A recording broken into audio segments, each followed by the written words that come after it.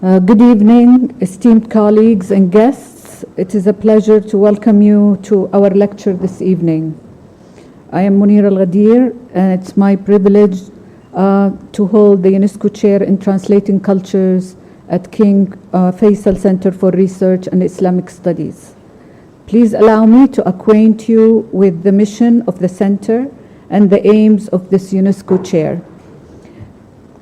King Faisal Center's main role is to provide a knowledge platform bringing together local, regional, and global researchers and research organizations to produce original research in the humanities and social sciences and engage in intercultural discussions. The UNESCO Chair, which was established in October 2023 with the support of the Literature Publishing and Translation Commission, aims to produce innovative research in 8 thematic areas by supporting collaboration between scholars in translation studies, cultural studies, intangible heritage, Arabic culture, youth culture, and artificial intelligence. One of the chair's main goals is to expand the exploration of translating cultures through moving it beyond Western-centric research paradigms by starting from the Arabic and Middle Eastern rather than European perspectives and advancing South-South cultural exchanges. The chair's work will help to reconceptualize the history and processes of translation, uncovering previously overlooked concepts and debates. This evening, we are honored to welcome the renowned scholar and theorist Lawrence Venuti. Professor Venuti has transformed our understanding of translation and its theoretical concept, challenging us to consider it not simply as a linguistic exercise, but as an intriguing theoretical and cultural performance. His groundbreaking works have profoundly shaped our understanding of how translation can shape language relations, cultures, and other power dynamics. We are eager to hear his insights and engage in a thought-provoking discussion this evening. It is also my pleasure to introduce our moderator for this evening, Professor Mubarak Al-Qahtani. He is a professor of applied linguistics and translation at King Saud University. He currently works as the Dean of Development and Quality. He has worked as an academic staff, a department head, a researcher, editorial board member, quality assessor, trainer, and had many leading roles within and outside KSU. He published many papers and translated 4 notable books into Arabic, including Venuti's translation Changes Everything, Theory and Practice. To spark insightful discussions, our lab lecture series will feature pairings between translators and authors whose work they have translated, just like this evening. And we are fortunate to have both with us. Professor Mubarak Al-Qahtani also translated Mona Baker's In Other Words, The Future of Translation Technology Towards a World Without Babel by Shan Sin-Wai. And the 4th book he translated is The Routledge Encyclopedia of Research Methods in Applied Linguistics. I will pass it to you, Professor Mubarak.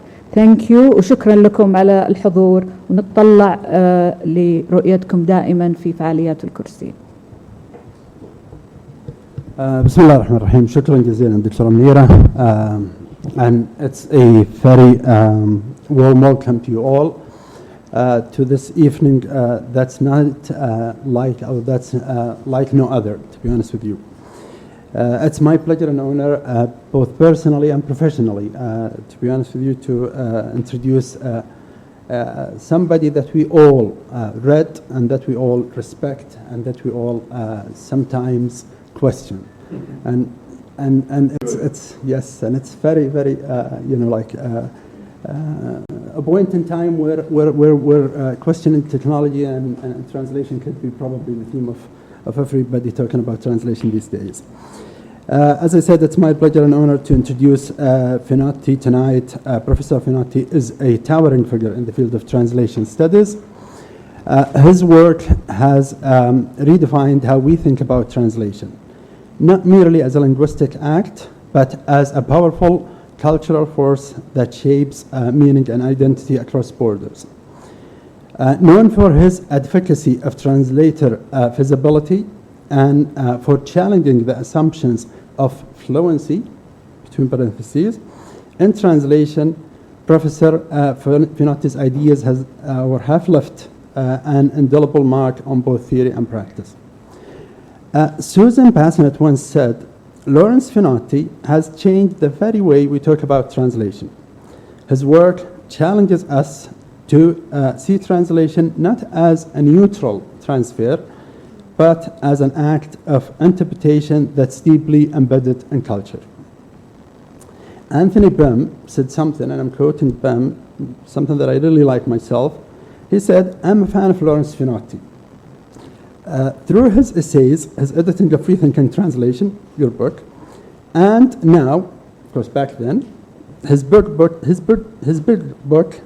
Translator Invisibility, Finotti, perhaps more than anyone else in recent years, have created debate about the politics and ethics of English language translation.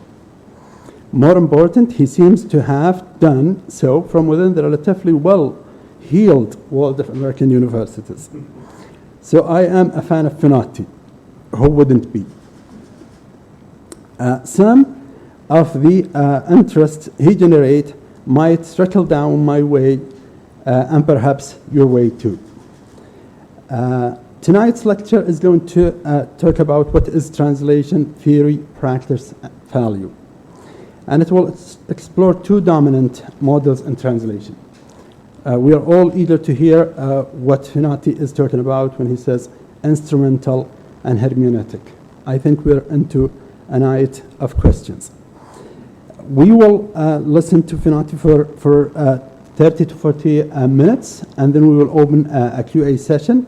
And we're running against the clock, as they say, so hopefully we will catch up sometime in the middle.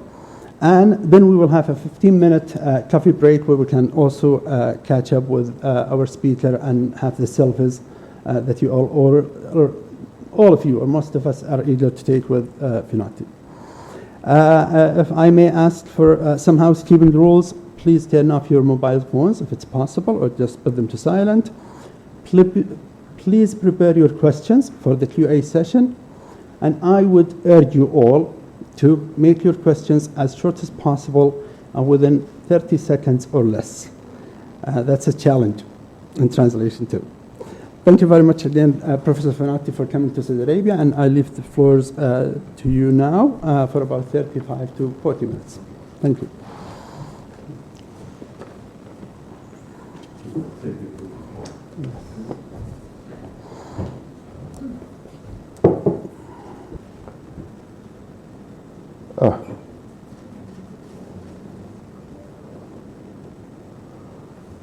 So this is my abstract. Again, the title of my talk is grandiose to a certain extent. What is translation?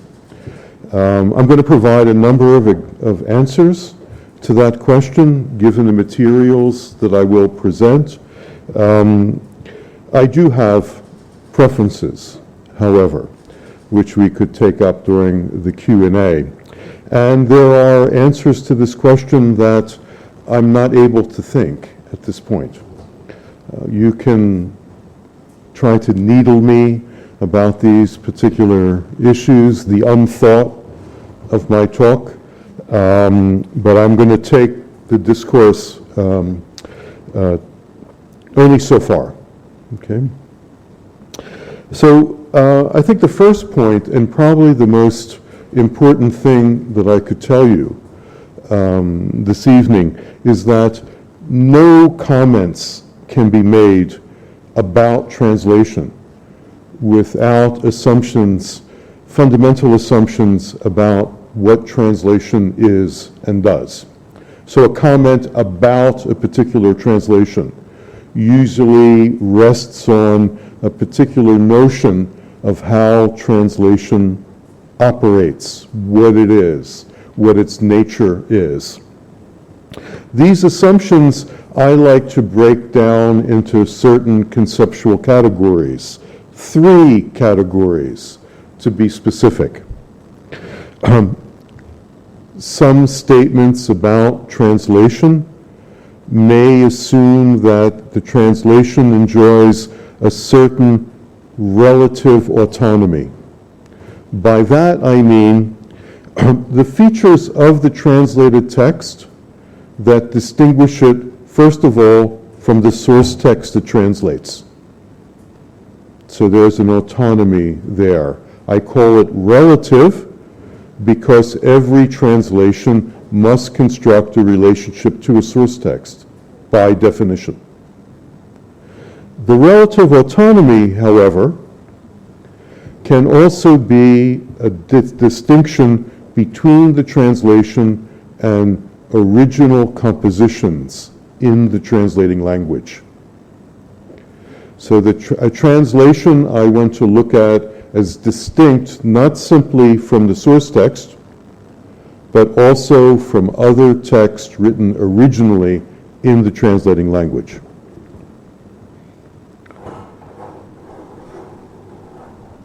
Okay.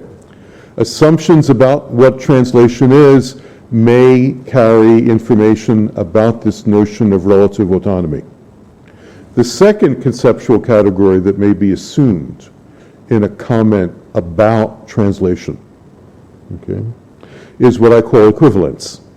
By equivalence, I mean quite generally a structural relationship that the translator constructs between the translation and the source text. I do not reduce the term equivalence to an identity or sameness. No.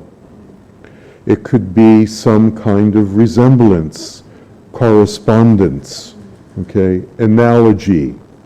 But every translation must establish this, again, by definition, or else it's not a translation.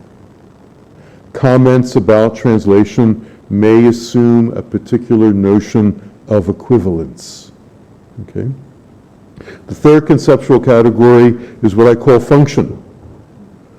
Statements about a translation may assume that the translation performs a certain function, which can be very basic. The function of transmitting information about the source text, for instance. It could also be aesthetic. There could be a function of creating a new poem in the translating language, for instance, if poetry translation is at stake. The translation can also be cultural or political. Translation has been enlisted in the service of colonial ventures. Whether the texts of the colonizer are translated into the colonized language or vice versa. Here, a political function is being performed. So we're going to look at some statements about translation so I could demonstrate how these different categories come into play. But keep in mind, what I'm talking about here is a discourse about translation that is assumed. It's implicit in statements. And the analyst must infer these implicit assumptions from a statement that's made by some writer, a statement about a translation. Let's take an example. So as you can see, this is an extract from an article that appeared in the New Yorker magazine. It was a review of a translation of an Italian novel, a novel by a modern Italian writer Guido Morselli. The translator Federica Randall, okay, published this in 2020 with the New York-based publisher New York Review Books, connected with the magazine, in fact. So, as you can see, this is a review article that stretches over several pages. The New Yorker is one of those magazines that has a column format, 3 columns to a page. So this is actually quite a long article. Only 1 paragraph mentions the translation. And this is it.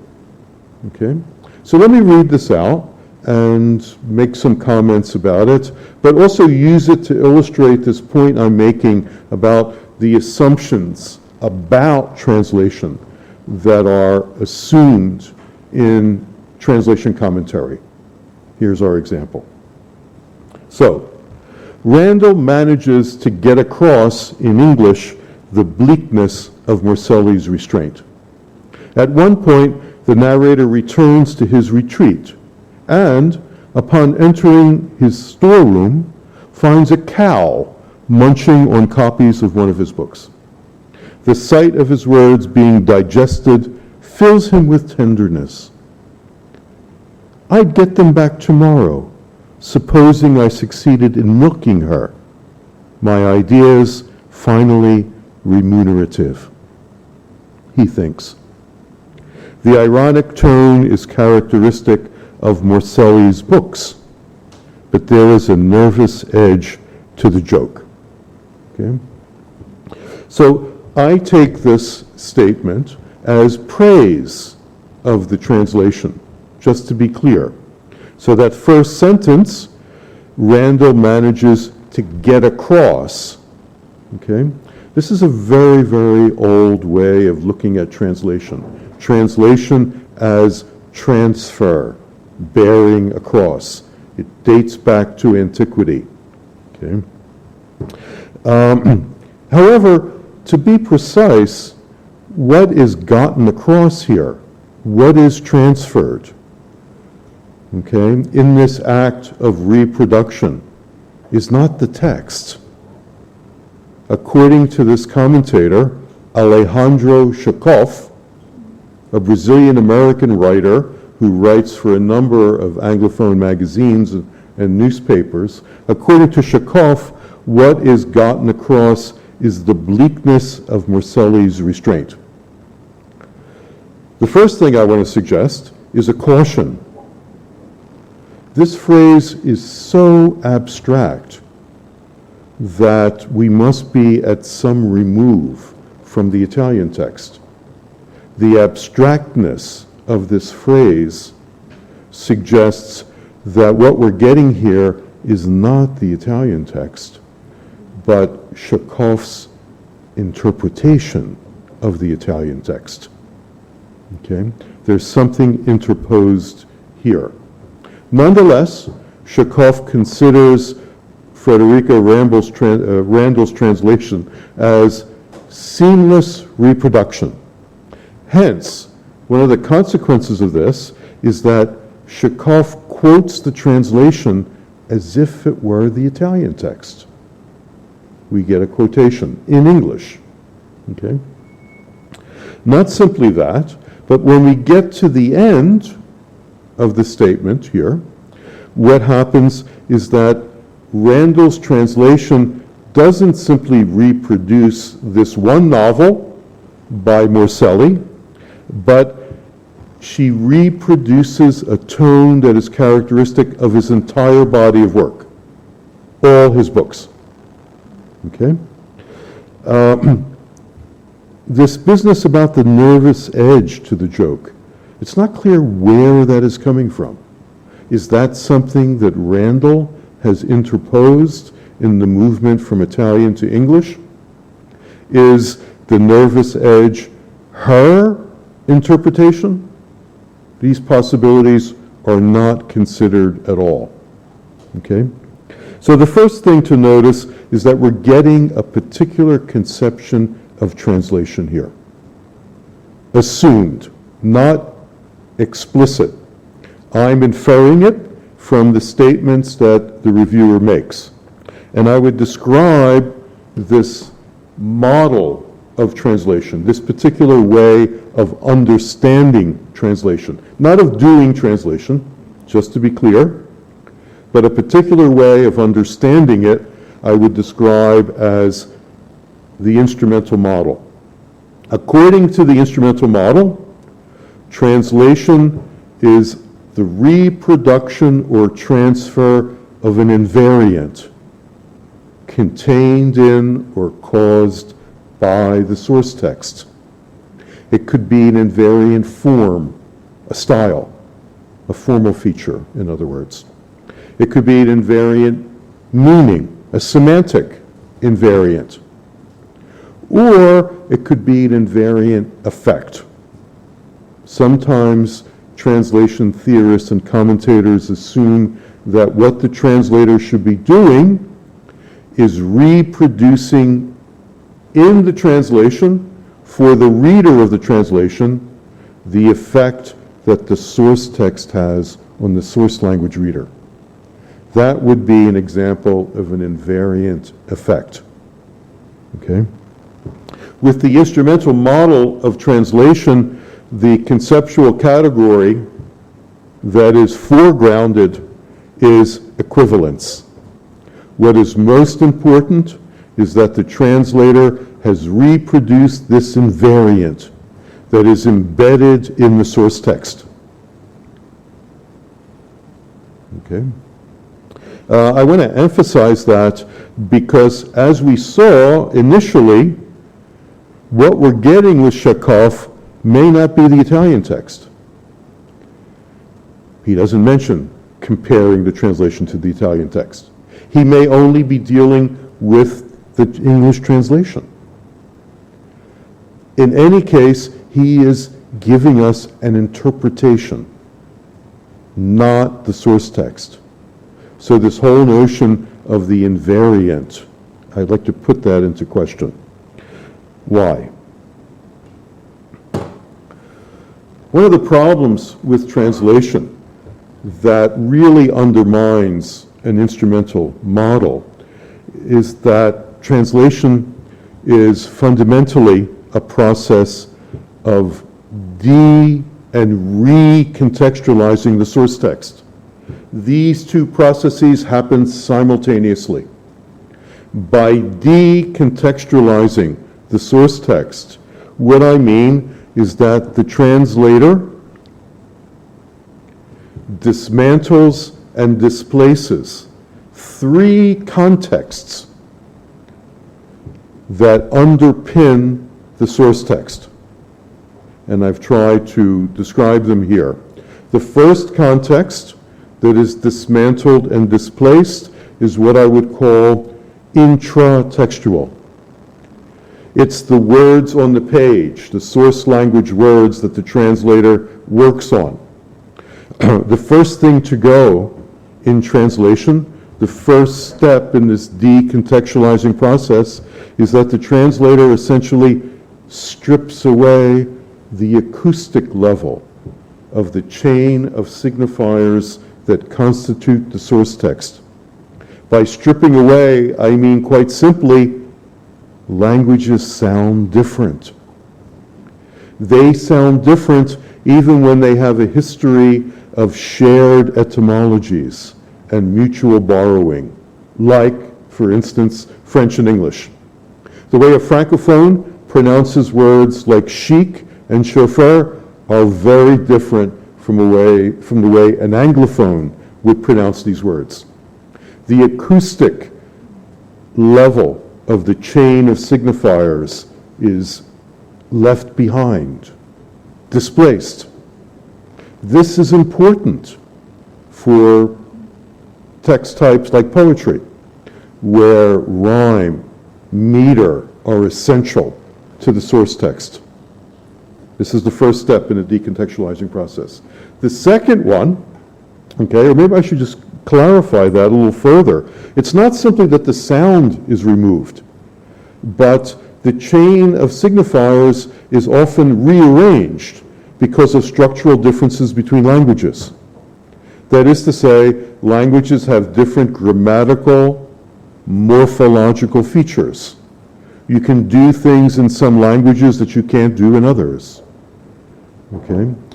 The signifying chain is not simply detached from its sound, but it is also rearranged in its sequence, often. Okay? Once you start doing that, a second context gets dismantled and displaced, and that is what I would call intertextual. By this I mean the network of interrelations that exist between the source text and other forms and practices in the source language culture. The kinds of associations, in other words, that a source language reader would pick up, would perceive immediately upon reading the source text. Once the intratextual context is dismantled and displaced, this second context is also dismantled and displaced. Okay? The third context is what I would call the context of reception. This begins when the source text is typeset. Okay? When a certain font is chosen, when the book is laid out, when a cover is picked, all material features of the source text that inscribe meanings in the source text. The photo of the author, the endorsements or blurbs that are put on the book jacket. Okay? The context of reception begins here for the source text. It includes those talk show appearances that the source text author may give when the author talks about the meaning of the book the author has written. It includes reviews, all features of the context of reception in the source language culture. Okay? Whether the book is adopted in the classroom, for instance, in academic institutions, all of this is displaced during the translation process. But simultaneously, 3 new contexts are constructed in the translating language and culture. Okay? This happens, again, simultaneously. Okay? One of the consequences of this is that the source text and the translation are incommensurable. Okay? There is no third category that adjudicates between this decontextualizing and recontextualizing process. A third category has to be constructed or has to be applied by the translator to overcome the incommensurability. Okay? Just to be clear, I do not want to call this process of de- and recontextualizing the source text, I don't want to call it loss or gain. No. What I want to suggest is that this is what translation is. Okay? It's not loss. Translation could never give us back the source text intact. Okay? Why? Translation is transformation. Fundamentally, it's about changing the source text. Translation is called upon because of an incommensurability. The source text is unintelligible. But what the translation does is to transform the source text in order to make it intelligible in another language and culture. Okay? So you may wonder, if translation is transformation, why do we bother with translations? Why don't we just throw them away? They're no good to us. We'll just learn the foreign languages. Okay? We don't have time. Okay? I mean, I'm being limited to 30, 40 minutes here. But we obviously are utterly dependent on translations. All of us Okay, we need translations. The question then becomes, why should we rely on translations? What can a translation give us that makes it valuable? Fundamentally, I want to suggest two things. The first thing is what I would call a semantic correspondence. A translation can develop a similarity or resemblance between the translating language and the source language that constitutes the source text. This is not something innocent. There's always a third category present.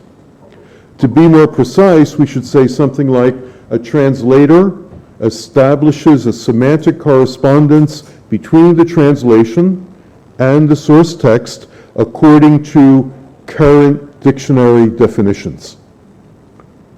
Okay, so a third element has been imposed here, or interposed, in order to move from the source text to the translation. But it establishes a semantic correspondence. This is essential. This is one reason why translations are valuable, and translators too. Okay? On the basis of a semantic correspondence, we know things about the source text. We can summarize an argument that the source text may have constructed. We can understand a characterization if the source text is a novel, a narrative point of view. If it's a scientific text, we can learn about scientific content. So a semantic correspondence is very important. Okay? The second thing is that a translation can give us what I would call a stylistic approximation. So I'm using terms like correspondence and approximation to make it clear that there is no identity or sameness here.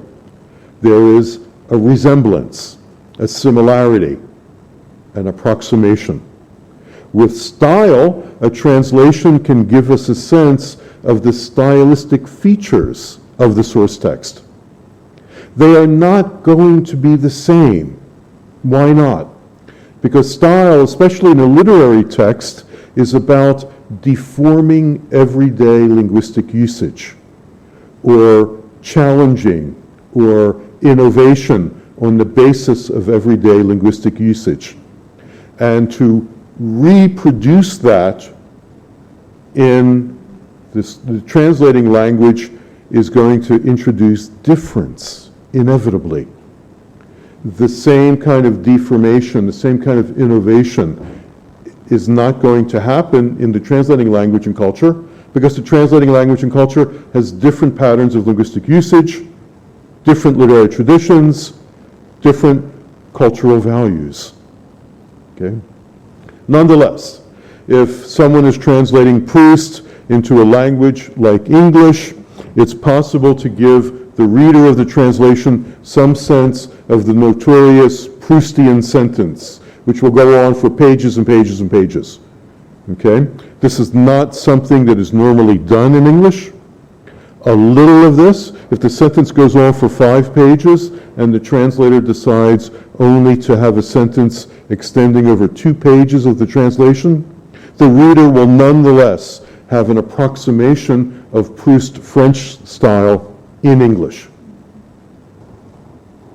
Okay? A semantic correspondence and a stylistic approximation can't stop the transformation that translation always entails. Okay? Why not? If you're translating a novel, for instance, you're translating a complex cultural artifact that is much, much more than a semantic correspondence and a stylistic approximation. Okay? Those 3 contexts need to be kept in mind. Right? So, I would not call the semantic correspondence or a stylistic approximation invariance. Why not? Because we're relying on a third category, a dictionary, for instance, or literary traditions, patterns of linguistic usage in the translating culture. There's this third category that keeps interposing. Okay? One of the consequences of looking at translation, from the point of view of these problems, is that you become aware that the source text is never available in some unmediated form. As soon as the translator begins reading the source text, the translator is mediating it. It's no longer immediate. The translator's response is always squint-eyed, looking at the source text, the source language and culture, and the translating language and culture. There's always an act of interpretation involved, in other words. Every source text is always already mediated. When someone compares the translation, a translation to its source text, there are more than two categories involved. There needs to be a basis for the comparison, a third category. Usually, that category is the analyst's or the researcher's interpretation of the source text, or the way the analyst or researcher defines those source language words. There's always this third category. Finally, you begin to realize that every source text, this may be one of the most controversial things I will say this evening, every source text can support multiple and conflicting interpretations. Reading involves a transaction where the reader brings something to the reading process so that no source text, no text can mean on its own. There are ways of reading. There are personal experiences. There are forms of knowledge that every reader brings to reading experiences. Different readers in different times mediate the source text or a text in different ways. One way to understand this is to look at the history of the reception of a canonical text. Shakespeare, take literature, Dante, whatever, and to see how different understandings of the same text, the same words on the page, occur in different times and places. Okay. So I'm moving toward a different model of translation, and I'm going to call it a hermeneutic model. I want to look at translation as an interpretive act. If any text can support multiple and conflicting interpretations, any text can support multiple and conflicting translations, according to this model. Okay? According to the hermeneutic model, translation is understood as variable interpretation. Translation is an interpretation of the source text that varies source text form, meaning, and effect according to what is intelligible and interesting in the receiving situation. This model or understanding of translation foregrounds, first of all, the relative autonomy of the translation. It acknowledges, in other words, that the translation is not the source text. It's relatively autonomous. I would want to emphasize that word relatively. Now we could see why. It's not an absolute autonomy. It's a translation of a particular source text. But it still occupies this autonomy because it's varying the source text according to pressures in the receiving situation. A hermeneutic model of translation also foregrounds its function, usually. Translations interpret source text, according to this model, in order to serve particular functions in the receiving situation. So the translation of, again, a canonical text might be done for a classroom situation where a certain kind of equivalence will be expected from the translation. Okay? Because the translation is performing a certain pedagogical function in the academic institution. However, if the translation is done for a popular audience, okay, it might have a completely different kind of equivalence. Different kinds of language might be used. Okay? I want to emphasize this word model. Okay? So what I'm doing here is, just to make this as dizzying, I hope not confusing, as possible, I'm interpreting translation. The notion of a model means that I'm constructing an understanding of translation. I'm suggesting there are two. Okay? One is instrumental. Okay? Model in the sense of paradigmatic. It contains certain concepts about translation. The instrumental model is about invariance. It's about reproduction. It's about this essence contained or caused by the source text. The hermeneutic model has a different paradigm. Okay? It's variance. It's about change. It's about transformation. It's about the inscription of an interpretation in the source text that looks toward the receiving situation. Okay? The model is also generative. A different model of translation may be linked to particular theoretical concepts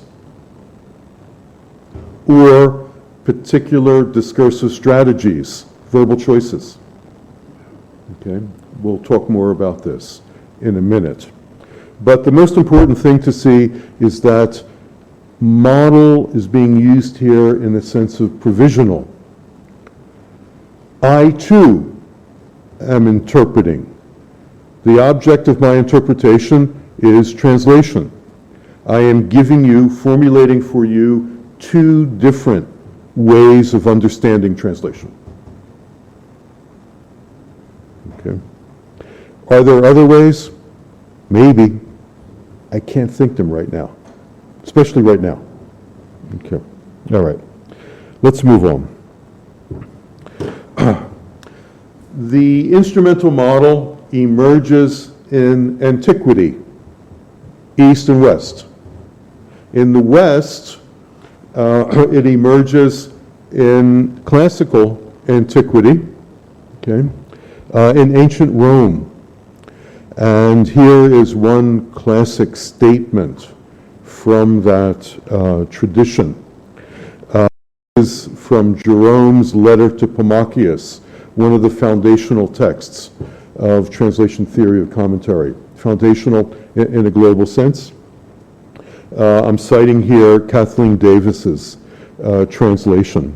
So the letter to Pomachius is Jerome justifying his translation practices in the face of accusations that he mistranslated a text from Greek to Latin, that he had translated from Greek to Latin. Okay? So at a certain point, he makes this statement, probably one of the most famous statements in the history of translation theory and commentary. I not only admit, but freely proclaim that in translation from the Greek, except in the case of sacred scripture, where the very order of the words is a mystery, I render not word for word, but sense for sense. So here's this dichotomy, okay? One of the interesting things about this statement is that Jerome is talking about two different discursive strategies, two different verbal approaches in translation, and distinguishing them according to whether the text is sacred or secular. Sacred text, he says he translates word for word. Okay? Secular text, he translates sense for sense. Okay? In both cases, he is assuming an instrumental model of translation. Why? There is no mention of an interpretive act here. He's assuming that a translator reads the source text and understands the word order, okay? Or reads the source text and immediately perceives the meaning, the sense of the source text, okay? So keep in mind what I'm saying about this notion of the model, an understanding of translation, is that it's deeply embedded in the commentator's consciousness. It's unconscious. I'm talking about something that could be called a conceptual paradigm that's assumed, or something that exists on what might be called an epistemic level. It doesn't exist with the kind of precision I'm trying to give it and formulating the two different models. It's performing an interpretive function for me. Jerome is not aware that he's doing this. What he's aware of is what you see here. Okay? Let's move on. Let's go east. Ji Chan was Chinese born, but his family was from Central Asia. And he was central to the translation of the Buddhist sutras into Chinese from either Sanskrit or Central Asian languages. Okay? So as you could see here, he lived just before Jerome. And I'm reading Horn Saucy's translation here. So this is from one of the prefaces to his translation. About 20 of Ji Chan's translations survive. Okay? So, some time ago, Vigna set out from India. In the third year of the Huang Hu era, he settled in Wuchang. I don't have that footnote, sorry. From him I learned the 500-verse version presented here. I asked his travel companion, Zhu Jiangyan, to translate it.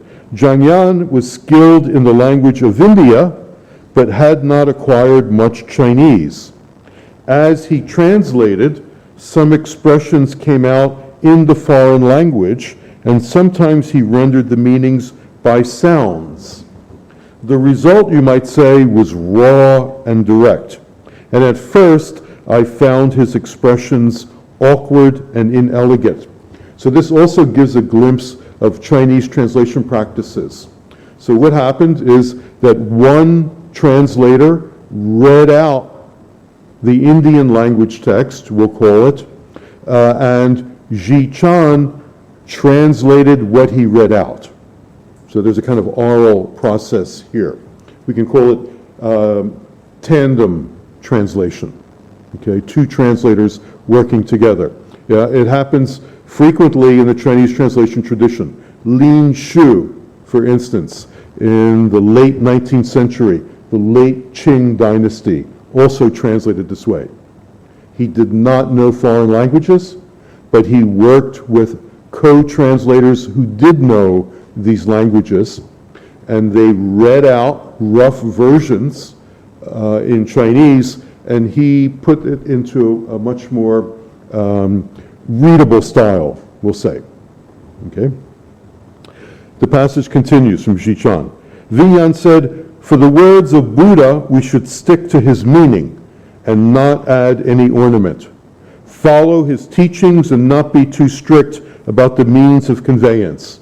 A sutra should be easy to understand without losing the meaning. That is good." So Vigna is a Brahmin from India who brought the Buddha's text. Buddha left no texts, okay? Everything survives through his followers, okay? And that's what we're dealing with there. It continues.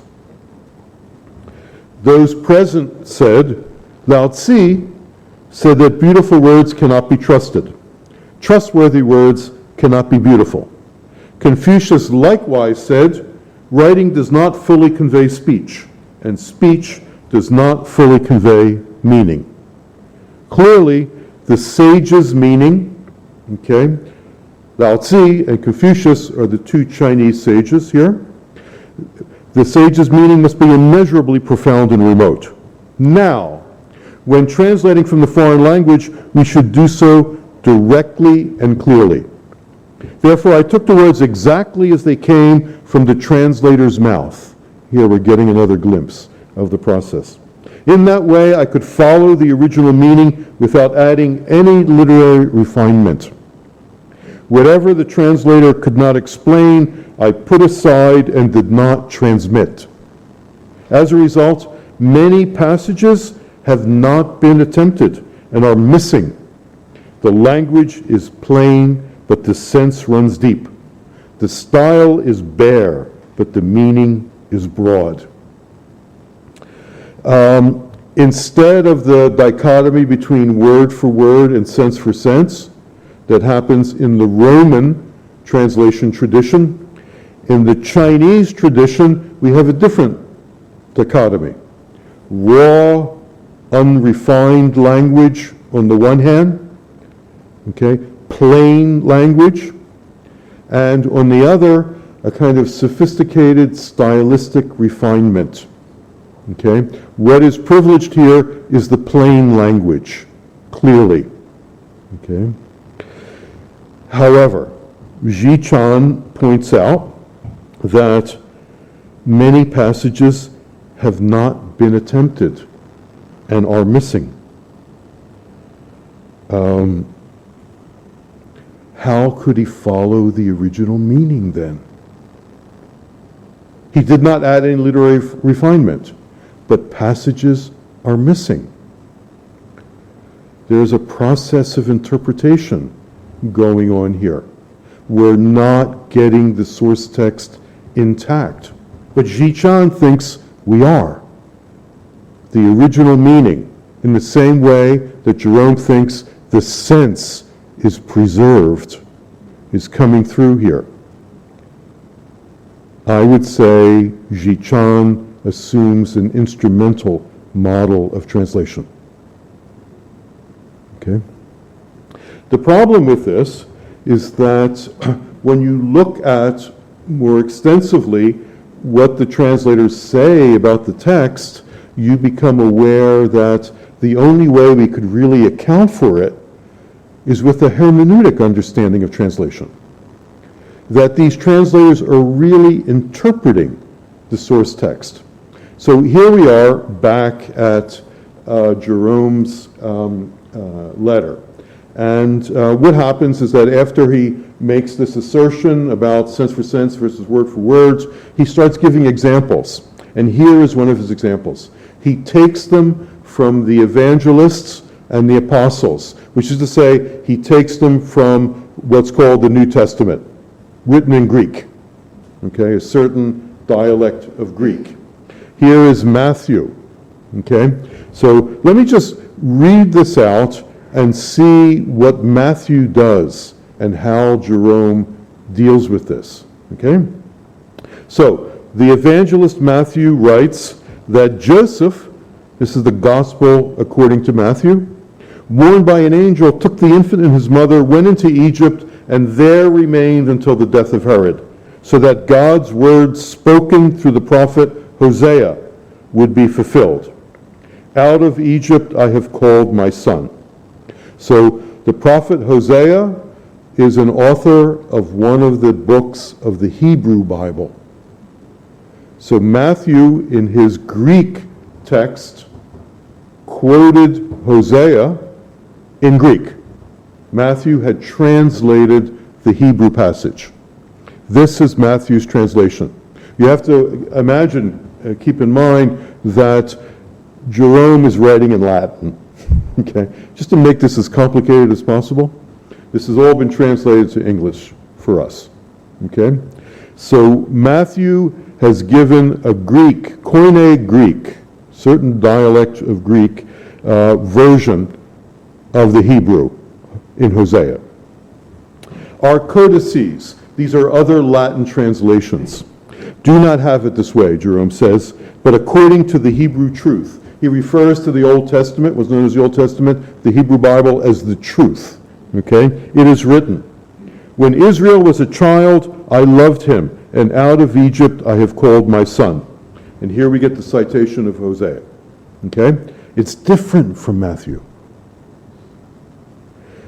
Jerome quotes another translation, the Septuagint. This is a Greek translation of the Hebrew Bible done in the 3rd century BCE, before the Common Era, in Egypt. It was commissioned by the Pharaoh Ptolemy II, okay? And it was done by Hellenistic Jews. The Jewish community in Egypt could not read Hebrew or had a limited knowledge of Hebrew. So the Hebrew Bible was translated into Greek. The Septuagint is the text. He gives the translation of this passage from Hosea in the Septuagint's version, okay? When Israel was an infant, I loved him, and out of Egypt I have called his sons. Now, Jerome says, are all those to be scorned who differ in translating this passage, which pertains to the mystery of Christ, or rather be granted indulgence? I read this question as him excusing Matthew's translation, or as a way to look at Matthew's translation and to say the noticeable deviations from other translations do not matter. Why? Because Matthew is giving the mystery of Christ. Mystery here, the Latin word is mysterium. It's a term for a theological doctrine, a religious mystery. Christians took it over from the pagan mysteries, the mystery cults. Okay? So the term mysterium is already a translation. Okay? Jerome wants us to accept Matthew's translation as giving us the mystery of Christ. And then what happens is that he concludes. All these examples make clear that the apostles and evangelists sought the sense, not the words, and did not particularly take pains with the syntax and style, so long as the truth lay open to understanding. This contradicts what he said before. He said, look, I don't translate sacred text sense for sense. I do word for word. And then he gives a bunch of examples, and all of these examples are translating sacred text sense for sense. There's some kind of logical tension here. Something weird is going on. I want to go back and find out what's going on. Okay? What I want to suggest, as I began with, is that a hermeneutic understanding of translation can help us make sense of why Jerome accepts Matthew and dismisses these other translations. Okay? It's clear that the other translations are closer to the Hebrew text. Why? The Septuagint. When Israel was an infant, I loved him, and out of Egypt I have called his sons. So Israel, the people of Israel, are personified. This often happens. Sons in the plural to conform to the so-called tribes of Israel. Okay? It's closer to the Hebrew text. You can even get a glimpse of this in the other one. When Israel was a child, I loved him. The same kind of personification. We'll call it an ethnic personification. Whatever. It's all missing from Matthew. Why? Because Matthew is doing a particular kind of interpretation. Jerome does not talk about this. Okay? What is he doing? When Matthew says, my son, he means Christ. Okay? So one of the features of this interpretation is Christian doctrine.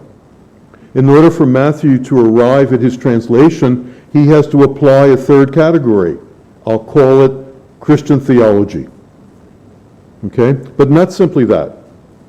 He's also applying a way that Christians used, they still do it today, to read the Bible.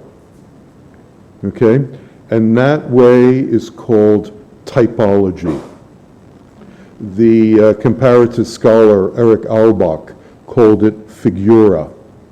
And that is the habit, the tendency to look at figures in the Hebrew Bible as prefigurements or types of Christ. David, Moses, okay, there are a whole number of them. These are seen as prophetic figures of Christ. It's the way Christians saved the Hebrew Bible. This is not a Judaic Christian, this is not a Judaic interpretation of the Hebrew Bible. It's a Christian interpretation. And it's inscribed at the level of the verbal choice. Matthew's translation inscribes a Christian translation in the Hebrew Bible, in Hosea. And that's why Jerome says it pertains to the mystery of Christ. It doesn't. Hosea does not pertain to the mystery of Christ, just to be clear. Okay? Yeah. Let me just get to one other passage, so I'll have the other thing, and then this will go quickly. Okay? I promise. Okay. I wanted to slow things down. Am I going too slow? Should I speed it up? I could do the speed rap if you want. But there's an interpreter who's very kindly, helping us out. Is anyone using the interpretation? Is it working? Okay, good. That's what I want to see. Okay. The other prong of this business, the other model, so what I'm doing is a kind of history, very, abbreviated, of these two models to show you where they came from. That they really didn't originate with me. The understanding of translation, where instrumental versus hermeneutic, is something in the history of translation commentary. And it's something that I, stumbled upon in my research. The hermeneutic model emerges, from what I could tell, in history of translation theory and commentary in the 18th century with the German Romantics. Friedrich Schleiermacher wrote the famous essay. And here's the passage here in Susan Bernowski's translation. So let me just read this out, make a couple quick comments, and then we'll move on. So Schleiermacher famously said, although his essay is the different methods of translation, there are only two. And he said, either the translator moves the foreign author to the reader, or takes the reader and moves the reader to the foreign author. This is a watershed moment in the history of translation theory of commentary. He throws out the whole notion of word for word or sense for sense, which still dominates discussions of translation, right? I mean, if you stop somebody out on the street, what is translation? This person is likely to say, well, you either do it word for word or sense for sense, or you do it literal, or you do it for free. Not for free. Sometimes translators, are expected to do it for free. Don't go there. With Schleiermacher, it's about intersubjective understanding, making the source text available to the understanding of the reader of the translation. Okay, and once you get past these two options, Schleiermacher makes it clear that for him, the only authentic, and he uses a word like that to describe it, the only authentic kind of translation, real translation, is sending the reader abroad. And here's the passage where he describes or one of the key passages where he describes that kind of translation. So this translator, the translator who brings the reader of the translation to the foreign author, must take it as his goal to furnish his reader with just such an image, I put in square brackets the German words, and just such enjoyment as reading the work in the original language would have provided the well-educated man, whom we are in the habit of calling, in the best sense of the word, an amateur and connoisseur, a man who is well acquainted with the foreign language, yet to whom it remains nonetheless foreign, those are my italics, who must no longer think each detail through in his mother tongue like a schoolboy before he is able to grasp the whole, yet who, even where he can take pleasure unhindered in the beauty of a work, remains ever conscious of the differences between this language and his mother tongue. A couple of comments. One is, he never says that he's communicating the source text. What the translator gives his reader is an image of the source text. Build, which could also mean photograph or frame, okay? So for the first time in the history of translation theory and commentary, a concept of mediation has entered, okay? This image I'm going to understand as an interpretation of the source text. It's a particular kind of interpretation. It's the interpretation that this well-educated man has. That means it's an elite interpretation. It's an interpretation of an educated elite. Okay? So what we're getting here is a particular kind of interpretation of the source text. We're not getting the source text in itself. No reproduction, no transfer. Instead, the understanding of the source text that the translator gives us registers in some way the linguistic and cultural differences of the source text. It's not even clear here that the translator is bilingual, or that the translator has native proficiency in the source language. Why not? Because the source language still looks foreign, is still perceived as foreign to the translator. And it's that foreignness that the translator is supposed to register. He remains ever conscious of this. Okay? So I'm going to say that what we're getting here is a hermeneutic model. Okay? No reproduction or transfer of an invariant. Instead, the source text has been varied according to this particular socio-cultural angle, the so-called well-educated man. Okay? We can question this. I want to. Okay? Translations are not only for the elite. Had to get that out there. Okay? But in Schleiermacher, it's important for it to be an educated elite because he was a German nationalist. In 1813, when he gave this lecture to the Berlin Academy of Sciences, Napoleon was knocking at the door.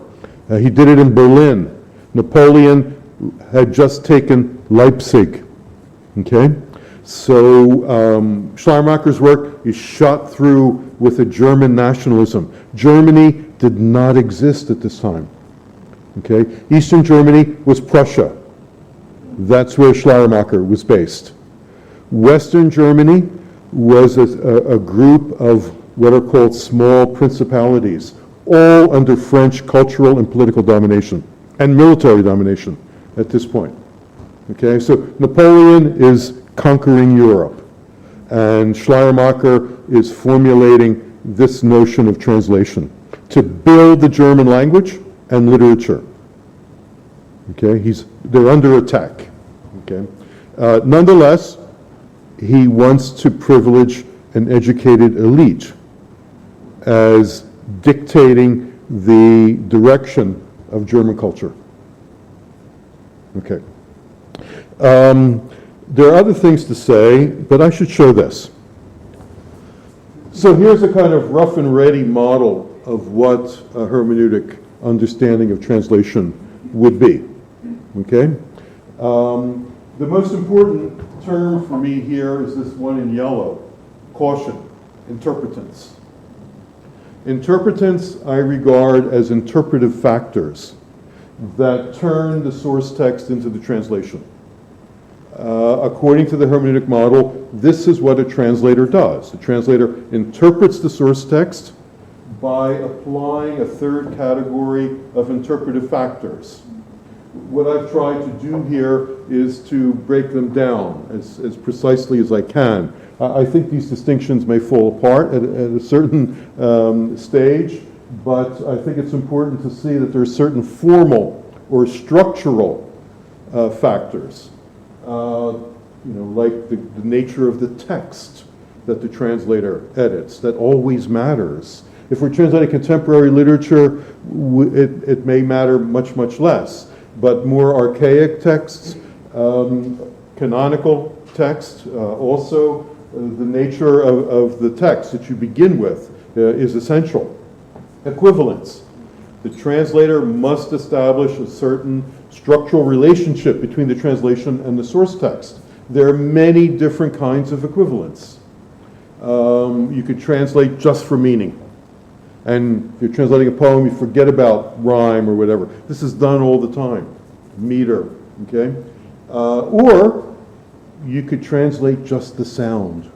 This has been done. A so-called homophonic translation, okay? Ezra Pound did it with some poetry, where he just wanted to get in his translation or recreate in his translation the song-like qualities of a poem in Italian or Provençal. Interpretants can also be thematic. We saw this with Matthew. Matthew had a whole ideology. It's called Christianity. Okay? And, it involved a certain notion of, theological concepts, Christian doctrine. Matthew also had a formal notion, and that was a form of biblical interpretation. Okay, I would call that an interpretive factor that was formal. Hence, he takes, Israel and moves to Son, meaning Christ. Okay, by commentary, I mean it's possible. Translators do this all the time. They're commissioned to translate a text, and they may go and read reviews about that text in the source language, or also in the translating language. Or they may read, if it's an archaic text, they may read, traditions of interpretation, and allow those traditions, or allow the reviews, whatever, a body of commentary, to shape the verbal choices they make in their translation. I would call that a thematic interpretant. Okay? So there's more to say, but I want to look at translation as involving these three categories. This is the hermeneutic model. Once again, is there an understanding of translation beyond the hermeneutic model? Maybe. I just can't think it. It's my unthought. Okay? And I will end with this. The question of value. We've been talking about it clearly. Okay? Schleiermacher assigns the greatest value for a certain kind of translation, sending the reader abroad, a translation that registers linguistic and cultural differences. Jerome, he assigns value to sense for sense translation, especially with sacred text. Okay? So, this is a question raised by the whole notion of the hermeneutic model. If we're going to go with this idea that translation is an interpretive act, if the same source text can support multiple and conflicting interpretations, We can't just compare the translation to the source text and judge its value. I mean, if the translation is incompetent, okay, if the translator is getting the words wrong according to dictionary definitions or whatever, and I'm sorry, it's not there anymore. A dictionary is an interpretive factor also, okay? That kind of translation is obviously, not going to help us. We could analyze the errors. Maybe there's a pattern in the errors the translator is making. Who knows? But if we adopt this notion of translation as interpretation, we have to take into account the receiving situation. Again, translation is squint-eyed. It looks in two directions at once. Not simply toward the source text, but toward the receiving situation. And ultimately, the receiving situation takes priority. That's where the translation is ultimately judged. We would have to come up with a theory of value, an axiology, in order to take this a step further. But I'm going to stop here. Thank you so much for your patience.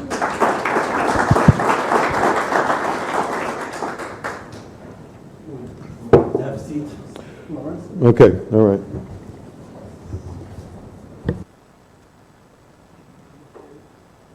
I'm afraid just like Schleiermacher, we will be under attack because we're way behind time. So be the nationalists then. Okay. Well, what a wonderful night, to be honest with you. I mean, I remember Anthony Bam saying something about Lawrence himself. Yeah. I'm sure Lawrence would agree with me on that one. He says, there's nobody who can dig deep in translation studies as much as Lawrence Minotti. And he likes you for that. And I do like you for that. I'm honored because he's not my friend. Yeah, exactly. And I can see that tonight, being able to dig deep into the way we understand translation rather than doing translation and these two perspectives that you presented is very, very, enlightening. I see lots of hands up, so I would probably ask everybody to please just squeeze your question in 20 seconds. The first hand that was there from the middle of the lecture is Dr. Hadir. And then Dr. Muhammad. Assalamu alaikum.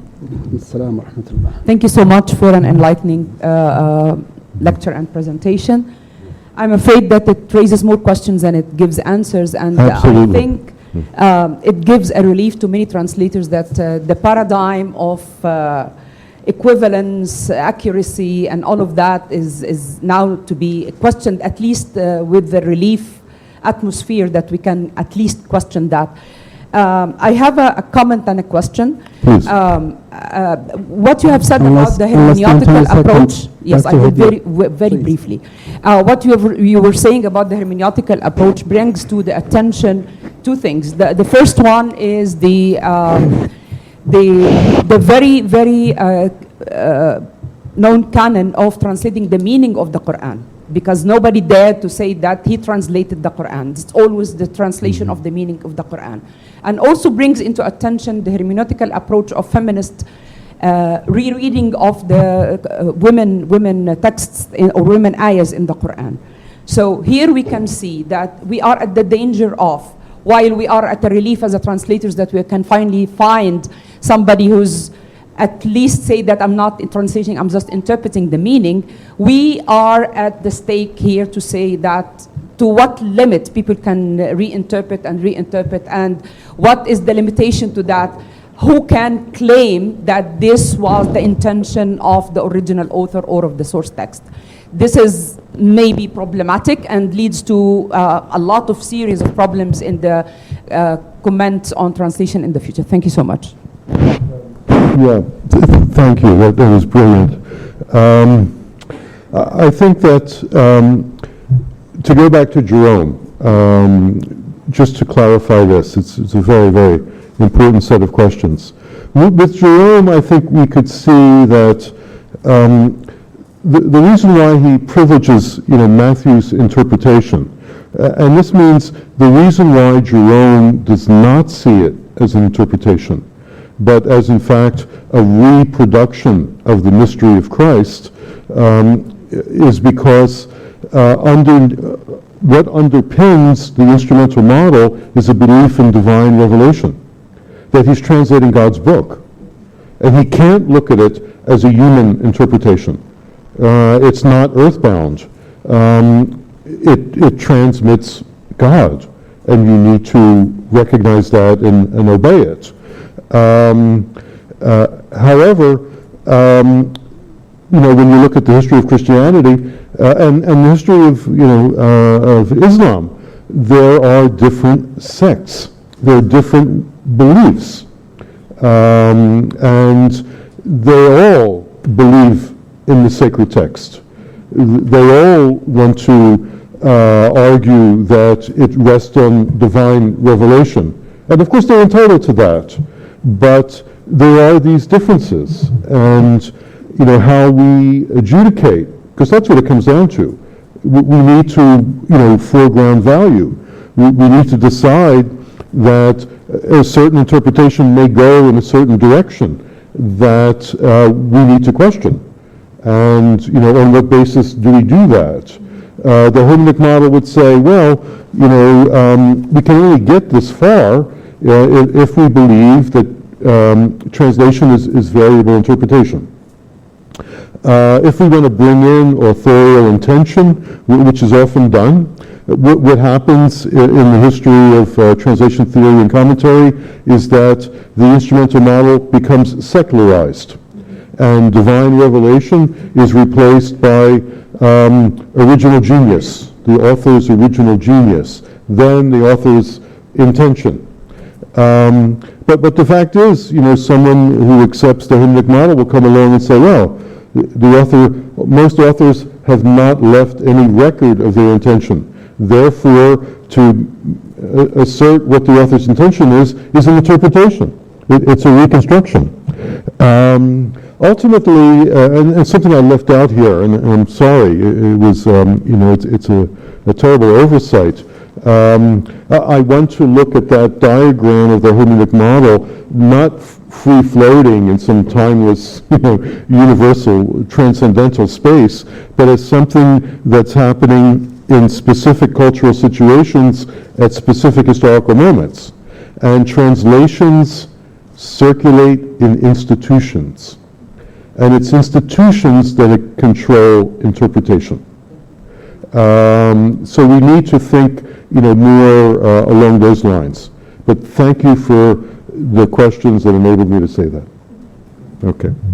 Very much, Dr. Muhammad. What I would like to say is that the translation study inherited a lot of terms and methodology from structural semiotic and structural linguistics. One of them is equivalent, and the other one is transfer. These are terms that I find beautiful, but totally useless.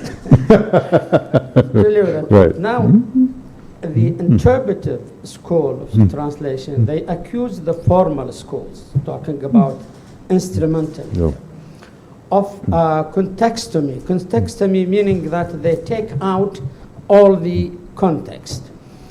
When you said you can decontextualize, my question is, if the context is embedded in the text itself, how can you take it out?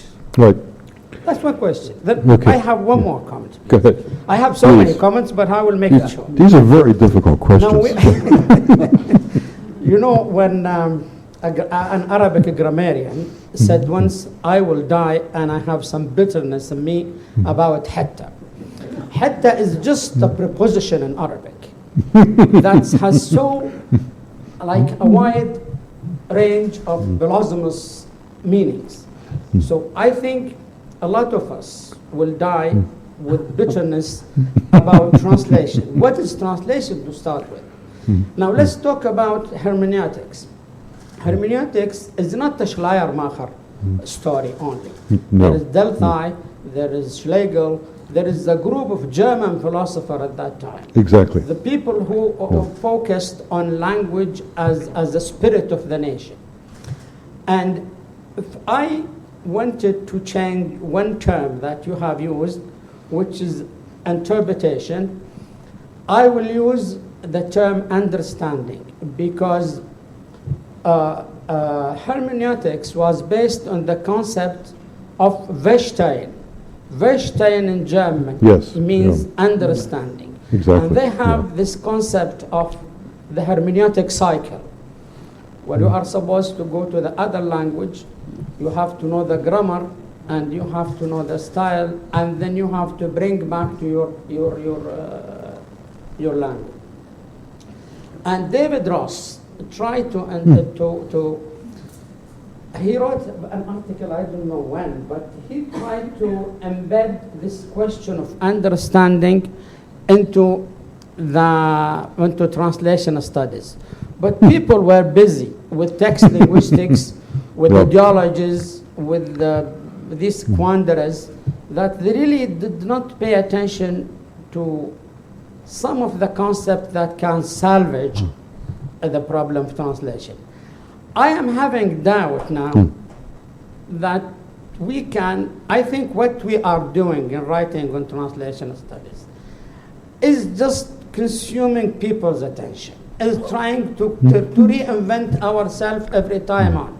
You come to Tori, he took the Barsanian sociology and tried to apply it to translation studies.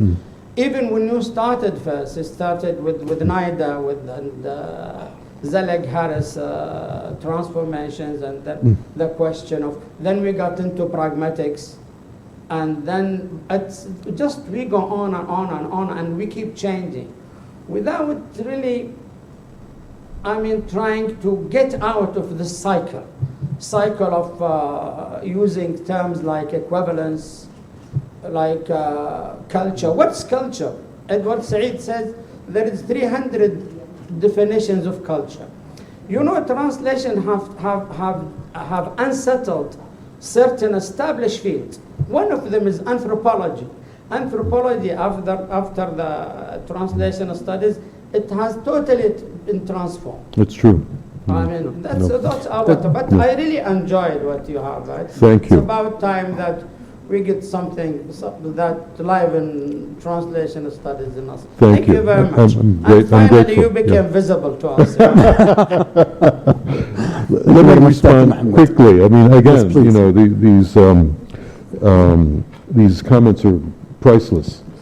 A couple. Saeed was one of my teachers.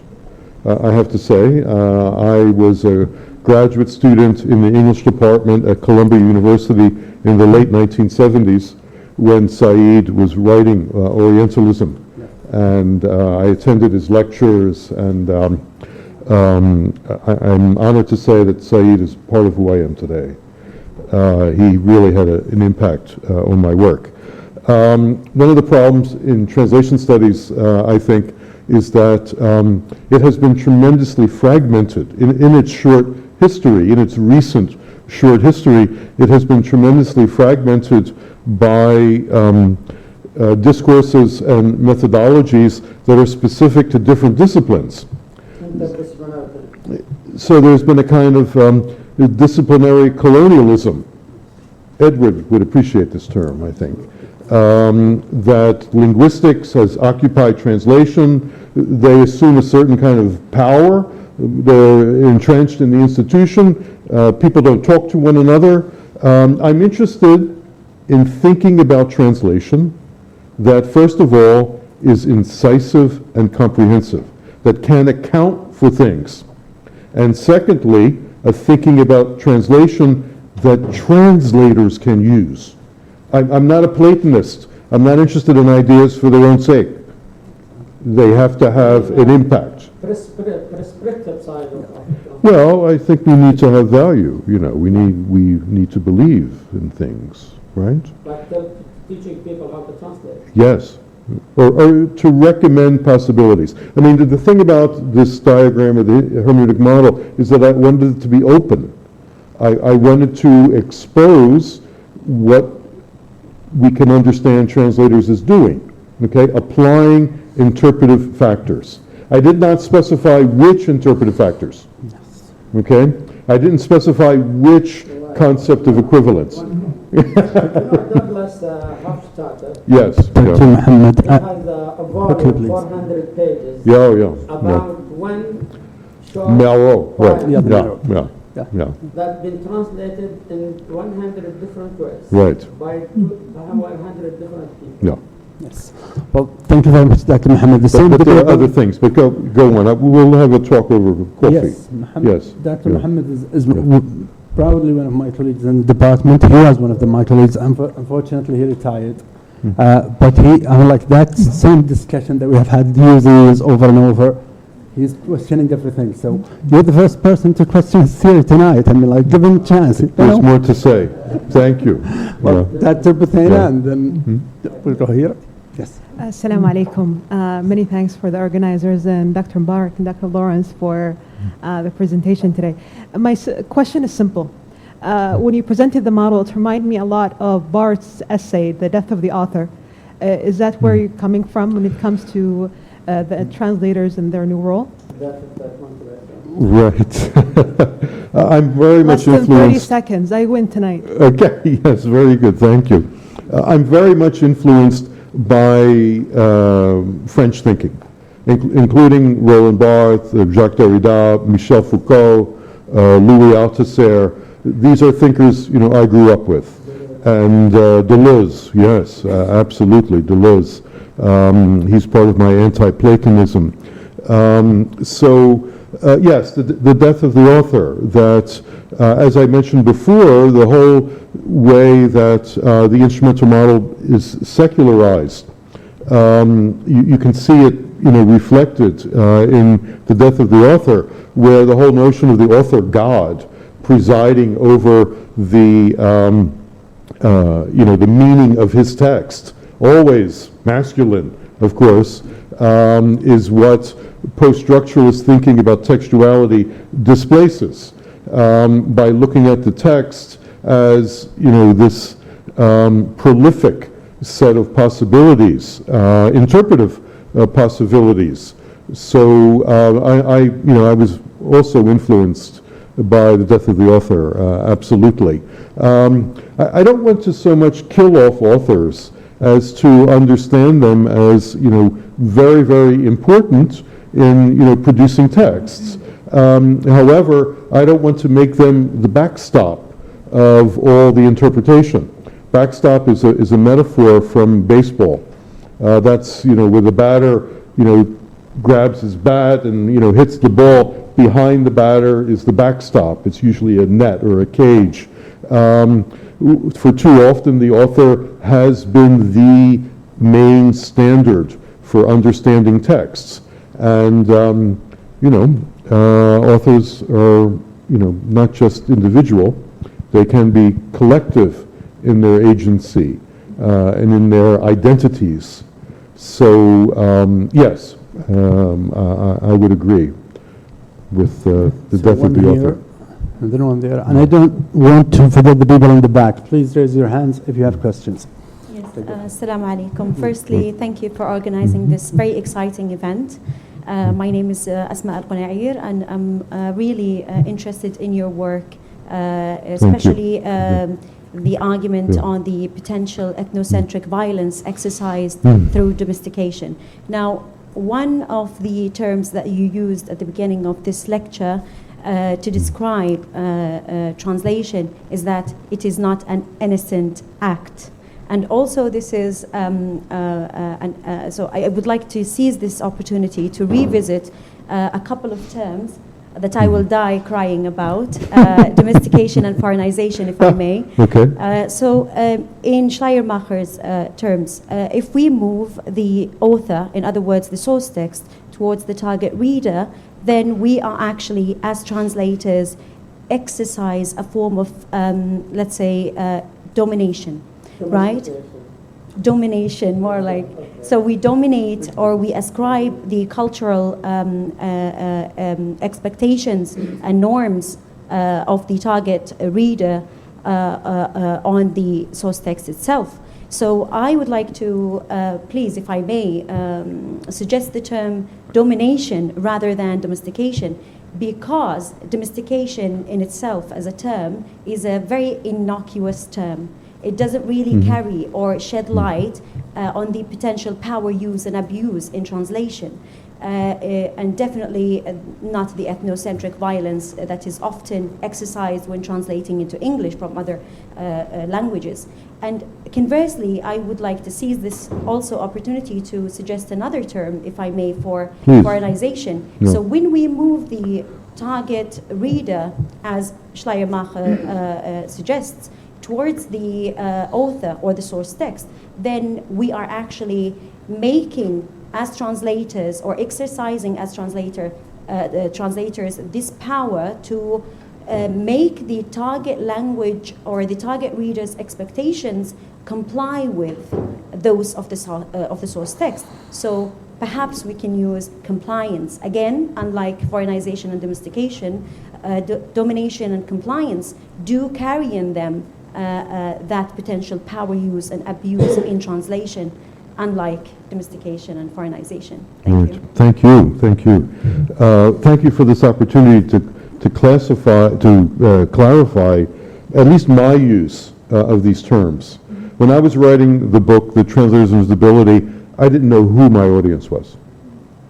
And now to think of this, a book that I was writing, over 30 years ago, almost 40 actually, and to see, what has happened to it, it's frightening.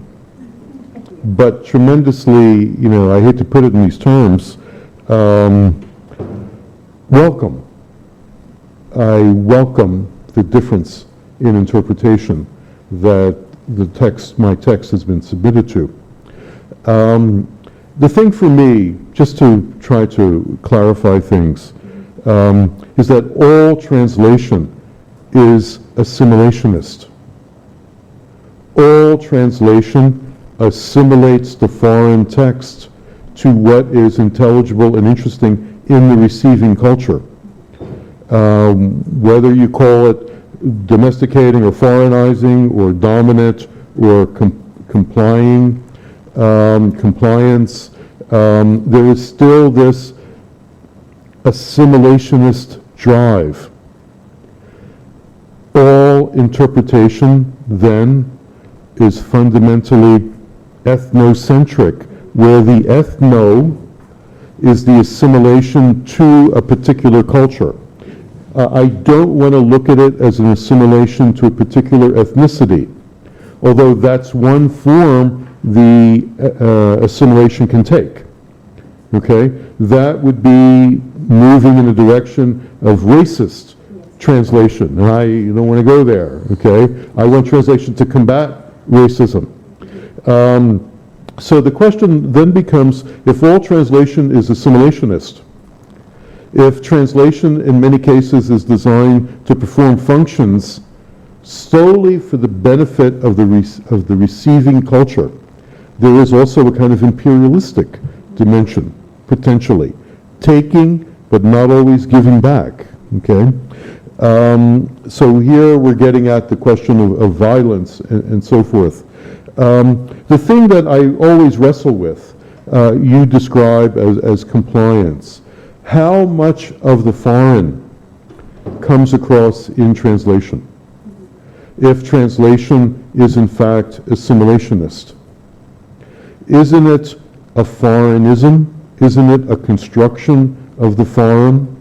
As soon as you take the foreign and make it intelligible and interesting in a different language and culture, it's got to be different from what the foreign was in its own language and culture. It's being pointed in a different direction. It's being slanted. So what it comes down to for me is, what then, if we're going to think in terms of the hermeneutic model, what is the nature of the interpretation that the translator inscribes? Does it allow for some change in the way the translating culture looks at the source culture? Does it alter the reader of the translation, that reader's perception of the foreign literature, the foreign culture? the interpretation, in other words, that is dominant in the receiving situation. How do we challenge those dominant interpretations that threaten to revise, to dominate, just as you said, the source language and culture? So I'm looking at translation as doing a work that is actually quite indirect. You can't give the foreign back directly. You are assuming that honest translator. An honest translator, right. Yes, thank you. Okay, Dr. Said will go for the last two questions because we have somebody on the phone Thank you for that. that wanted to ask a Assalamu question. Yeah. So, Thank you, everyone, somewhere who made this evening possible. I have a question and a comment. The question is related to the last point discussed, which is the value of translation is usually defined by the receiving culture. Wouldn't, in that case, the Scopus theory provide a potential answer to this dilemma? This is the question. The comment is, what about the Arabic tradition, which expanded from the 7th century until the 13th? How do you view it? And what about Ibn Khaldun, who speaks very much, who presented very much similar concepts of foreignization and domestication in Arabic? Have you negotiated with his notions and theories? Thank you very much. Yeah, you'll have to give me that reference, please, and I'll to answer your question. I think the problem with Scopus theory is that, and I knew Hans Vermeer. For instance, when he was live, we spent time together, and one of the things that always I found disturbing, I mean, he was a great man and, very generous and hospitable and so forth, and his work, has had an important impact. Although, he would, after I would give a talk, he invited me to Germany once, and he would come up and say, well, why do you worry about the source text? Who cares about the source text and culture? We have to think about the receiving culture. We have to think about the purpose, the scopos. And I said, Hans, I'm not going to go with you, buddy. I can't go there. I care about the source text. I care about the source culture. That is partly why I'm a translator. That is partly why I want to upset things in the receiving situation, because I value the source culture, and I am acutely aware of how translation transforms the source culture. How, in fact, the source culture is always already transformed. How there are all these cultural ethnic stereotypes circulating in the receiving culture. And I've got to, they get in the way of my translations, because that's what people are dominated by. So the Scopus is not enough. I am very proud to say, especially to this audience, that I am working on a new edition of the Translation Studies Reader. It will be the 5th edition. And for the first time, I'm embarrassed also, but proud to say that it will include Arabic materials. Oh, perfect. Thank you. I need encouragement, because I got to persuade my editor. She's with me, I think. But, so I'm going to have a text from the Abbasid Caliphate. Right now, I'm looking closely at very important, very famous texts. You probably know this, by Al-Jahiz. Yeah, from the Book of the Animals. By the way, Al-Jahad said that Yeah. in translation, Yeah. you have one of two choices. Yeah, Either you take the yeah. reader to the soft culture, or you same thing that's been said by hermeneutics. Okay, What time ago? right, yeah. Yes. And I'm doing another chapter from the Nada, but late, after a lot has been done. A debate between two Egyptian commentators, brilliant men, Mahmoud Al-Akkad, Al-Akkad, and Taha Hussein, 1929. And then I will have a chapter later in the book, more recent work by a historian, Marwa El-Shakwi, on Darwin, or it's translating modern science into Arabic. She did a brilliant book on reading Darwin in Arabic. So I'm moving in that direction. But please, you'll have to give me the citation. I've been immersed in translations. I wish I had Arabic. Shukran. That's my Arabic. Okay, I'm I sorry. think we Yeah. went a lot over the time, but Yes, let's we have talk somebody more. here. Yeah. I was wondering, like more questions came on technology. I was expecting something. Yeah, I see lots of hands raised now when I said technology. But there is somebody on the phone that I want to ask. Okay, Lawrence, if you allow me. please. Who is this person? Well, he is Mr. ChatGPT. Good evening, ChatGPT. My old friend.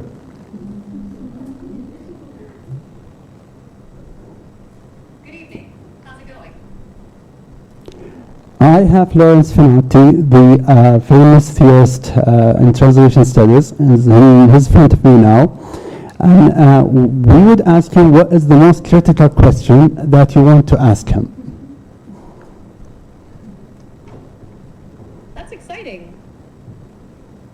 If I had to ask Lawrence Finati a critical question, I might go with this. How do you see the role of emerging technologies like AI influencing the future of translation theory and practice, particularly in maintaining the balance between linguistic accuracy and cultural nuance? What do you think Wow. about that? Who is that? Can I meet her? Oh, yeah. Go ahead. Hello, ChatGPT. That's a great question. Lawrence wants to talk to you directly. Just put it down, please. Yeah. Hi. You want to give me your phone number? It happens that I'm working on this question now. Yes. There's a tremendous literature, even within translation studies. There was an entire special issue of the FIT journal, Babel, devoted to this question. And you see it all through the translation studies journals, but also the so-called digital humanities, has been thriving for some, 15 years at least. 2 points, just to make this quick. The first thing is, I think that what's going to happen, I hope it doesn't happen in my lifetime, but it may, because I'm not as young as I once was. But I think within a generation, machines are going to be very capable in producing translations of every genre and text type.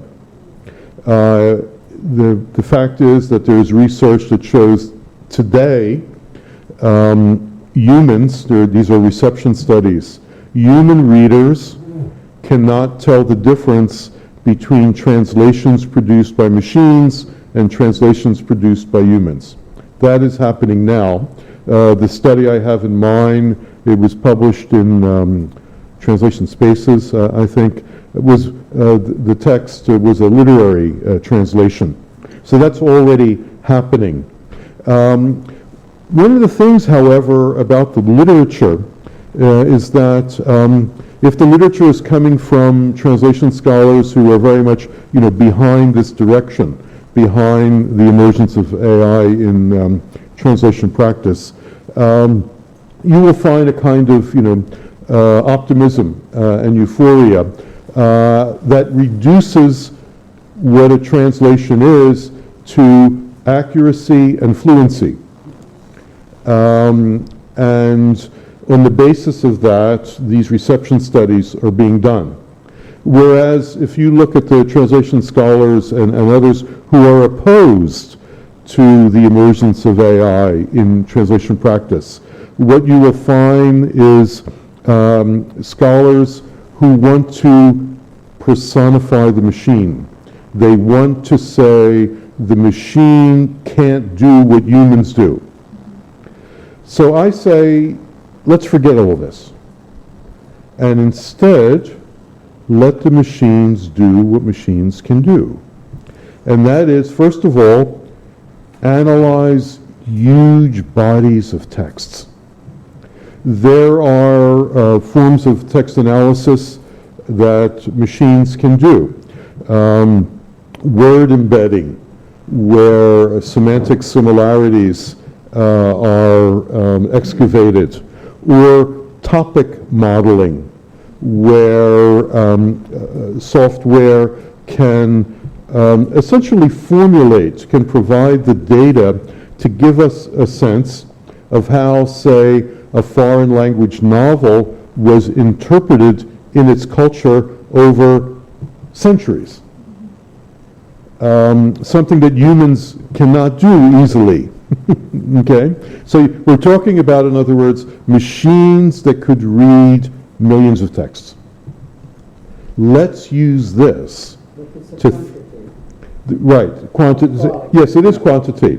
But what we need to do is to think of machines as the tools of humans.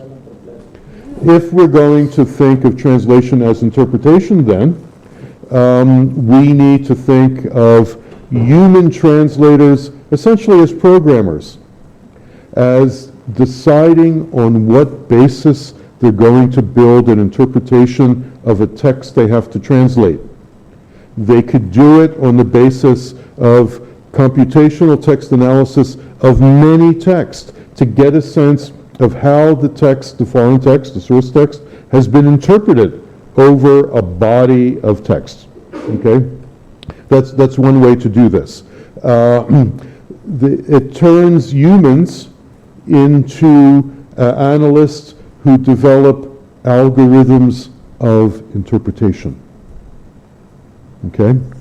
However, there are all kinds of computer analysis. In the same way that there are all kinds of students. When we teach our students how to, say, interpret a literary text, we might give them a theoretical discourse, feminism, psychoanalysis, or whatever. If the student goes away, picks a novel or poem to analyze, and then comes back and gives us a very mechanical, uninteresting interpretation that just applies in the most rote kind of way, and the theoretical discourse, we don't want to say this is a good reading, okay? Or it's a good reading in a bad sense. It's not imaginative. It's not innovative. We can train machines to be bad robots, to develop innovative readings. The machines are constraining us now. Because if we let them. Is becoming limited, Yeah. suited Yeah, to the digital world. it's true. And, But, we are going are into that way. you going to give up your mobile? I mean, we are at a stage. I mean, Yes. if I had young children, I would not let them do social media. But would I not give them an iPhone? I don't know. That could handicap them. Okay? So, Well, Lawrence, it's true. No. if we can stop it here on this, high note of this question, of where technology will take us in the future, we don't know. And it's good to have this sort of skeptical mind of where we are going with this. But anyway, This was amazing. I mean, a really far-reaching discussion. Thank you so much for your questions and comments. Thank you for engaging with my work. Thank you. thank you very much, Lawrence, for this very, very enlightening discussion and very enlightening lecture. And thank you very much for the audience who really, put the lecture into this sort of interactive, sort of mood. Words of thanks that we have to finish with. First of all, of course, to our speaker, Dr. Vinotti.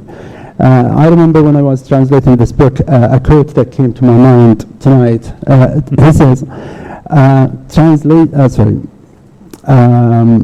translation wields enormous power in constructing representations of foreign cultures.